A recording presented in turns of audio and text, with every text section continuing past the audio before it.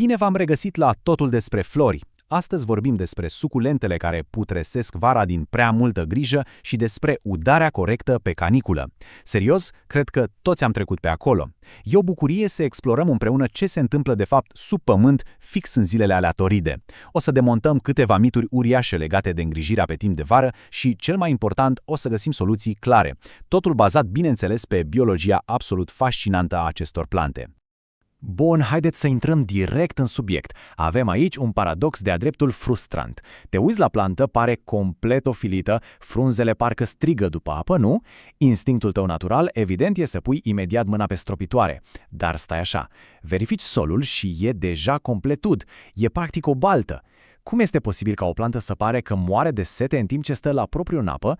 Ei bine, fix asta e capcana în care picăm atât de mulți vara. Soluția nu e la suprafață, ci trebuie să înțelegem ce se întâmplă acolo jos, ascuns de ochii noștri.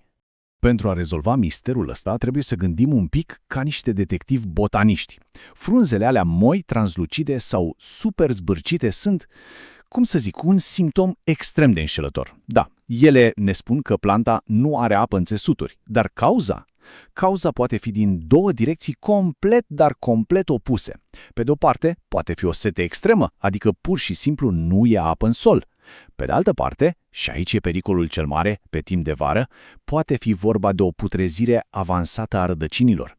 Gândiți-vă un pic, dacă rădăcinile au fost deja distruse de prea multă apă, ele efectiv nu mai au cum să tragă apa sus în frunze. Vizual, rezultatul e același, planta e ofilită, însă tratamentul complet diferit. Ca să înțelegem de ce se întâmplă asta, trebuie să ne uităm la biologia acestor mici supraviețuitoare ale deșertului. Fascinant! Suculentele stochează cantități uriașe de apă în frunze, știm asta deja, dar secretul lor este sub pământ. Rădăcinile lor au o nevoie disperată, absolut vitală de aer. Funcționează aproape ca niște plămâni subterani, dacă vreți.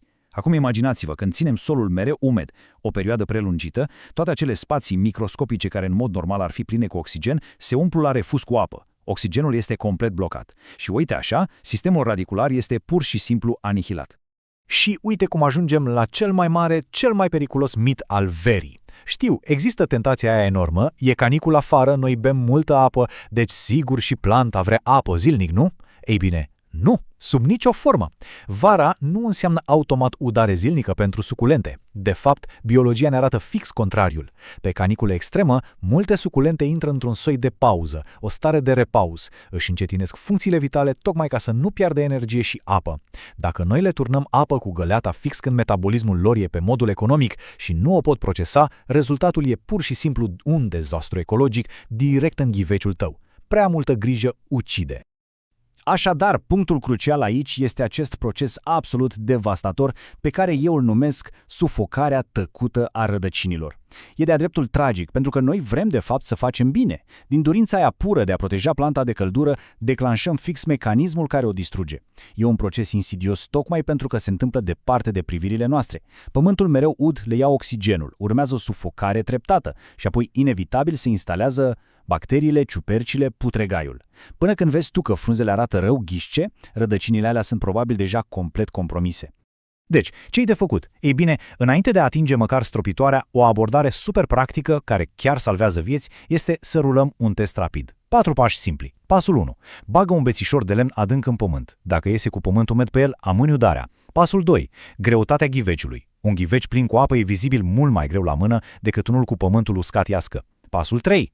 Uită-te atent la găurile de scurgere, să nu fie blocate de pământ compactat sau rădăcini, că altfel apa rămâne prizonieră acolo. Și pasul 4. O analiză la sânge a bazei tulpinii. Dacă vezi că la bază e neagră, moale sau translucidă, din păcate, procesul de putrezire s-a instalat deja.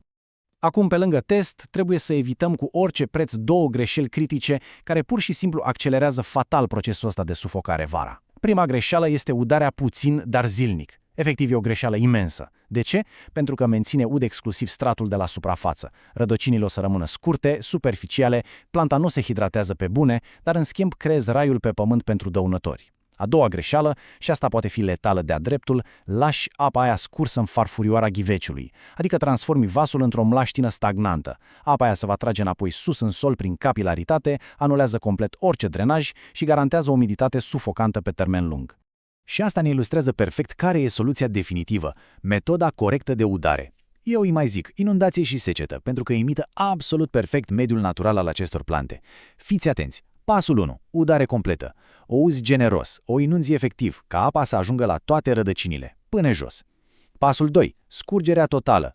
Absolut tot excesul ăla de apă trebuie să curgă liber prin orificiile de drenaj. Nici o picătură lăsată în farfurie, da?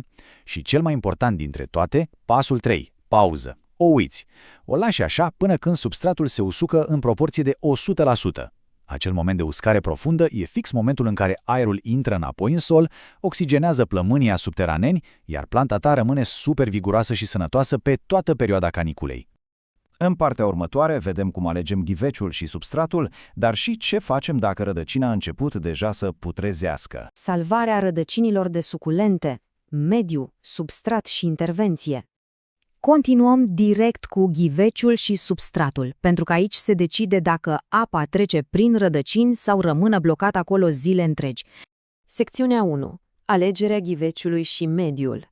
Bun, haideți să intrăm direct în subiect.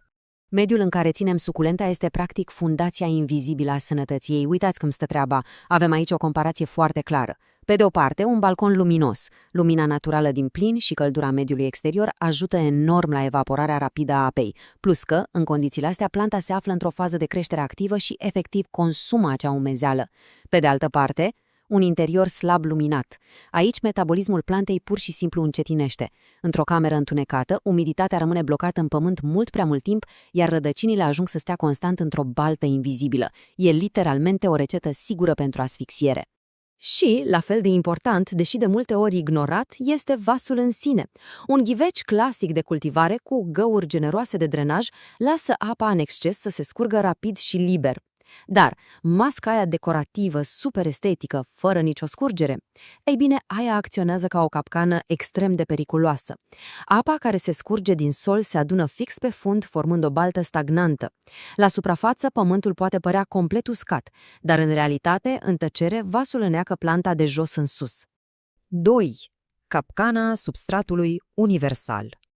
Acum, ce e cu adevărat interesant la această planșă este diferența uriașă de textură, care ne arată de ce pământul greșit distruge rădăcinile. Un amestec aerat pentru cactus și suculente conține o cantitate masivă de material mineral. Vorbim de perlit, piatră pomice, argile expandată sau nisip grunjos. Când udăm, apa trece fulgerător prin el. În schimb, substratul universal clasic, acela pentru plante de apartament, este de obicei greu, dens, plin de turbă și materie organică și, sincer, acționează exact ca un burete. Reține apa zile sau chiar săptămâni în șir și pur și simplu sufocă acele rădăcini delicate care, după cum știm, au o disperată nevoie de aer. Deci, punctul crucial este raportul precis dintre dimensiunea ghiveciului și volumul actual al rădăcinilor. Dacă folosim un ghiveci de dimensiune corectă, adică doar cu foarte puțin mai mare decât balotul de rădăcini, planta va absorbi apa eficient, iar întregul substrat se usucă rapid.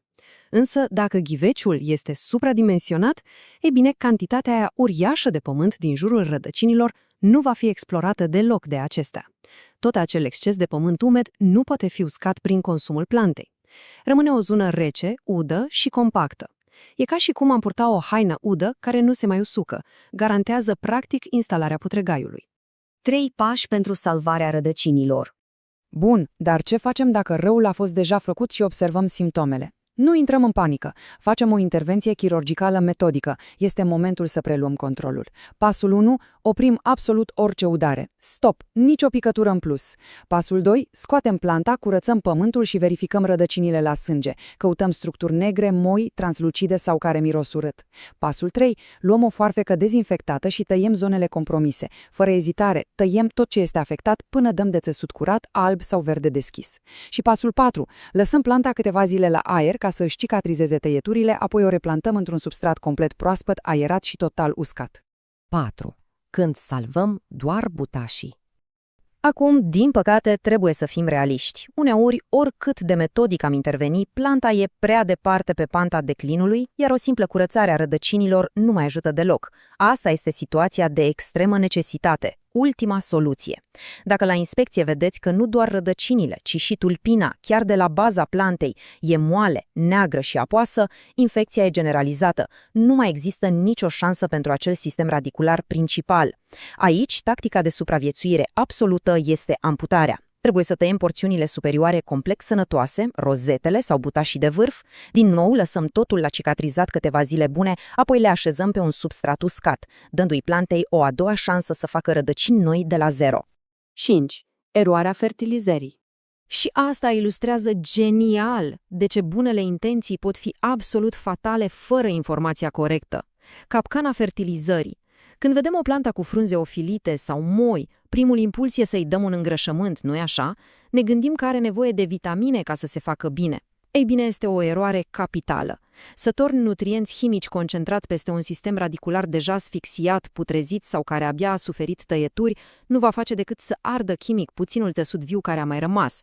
O plantă bolnavă are nevoie exclusiv de condiții corecte, de aer la rădăcini și de timp să se vindece, în niciun caz de fertilizant. 6. Recapitulare și comentarii. Să trecem mai departe și să vedem cum se leagă toate astea. Avem aici un checklist de salvare, foarte clar. Foarte pe scurt, asigurați un mediu luminos, găuri reale de drenaj obligatorii, renunțăm definitiv la măștile etanșe, substrat mineral și aerat, niciodată pământ universal dens, un ghiveci care îmbrățișează rădăcinile, potrivit pe dimensiunea lor, inspectăm și tăiem fără milă la primul semn de putregai și regula de aur, 0 fertilizare pe rădăcini bolnave. Dacă informațiile din acest explainer au adus puțină claritate, un like și o abonare la canalul Totul despre Flori ne ajută enorm să continuăm. Și acum, ca exercițiu de final, chiar vă rog să răspundeți în comentarii unde stă suculența voastră pe timpul verii și care este cel mai frecvent semn de suferință pe care l-ați observat la ea. Abia aștept să descoper experiențele voastre și să dezbatem împreună. Pe curând!